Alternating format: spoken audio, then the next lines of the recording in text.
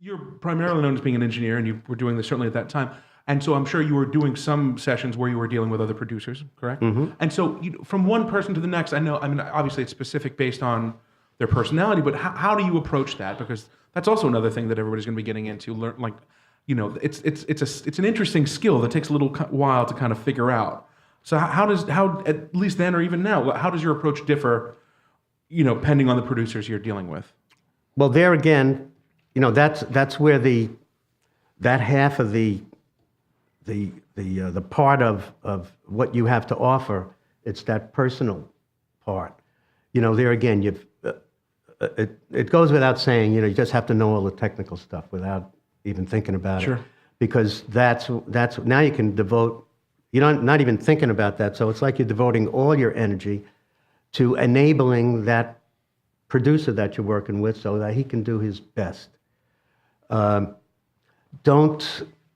wouldn't recommend, depending upon who that producer is, if you're the engineer and you're getting vocal sounds or whatever you're doing, and somebody's singing out there and you're hearing them not quite making the pitch, maybe they're a little under, mm-hmm.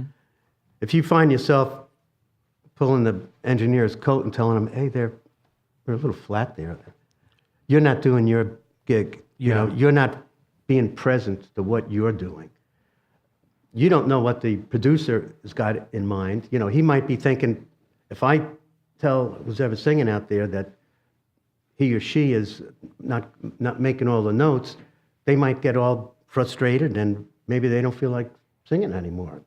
So totally you don't know you don't know what's going on in that person's head, and it's not really any of your business other than you want to enable that person to do their best. So sometimes not saying anything. I'm not very vocal in the studio unless who's ever running the show, if it's the producer, if I'm not,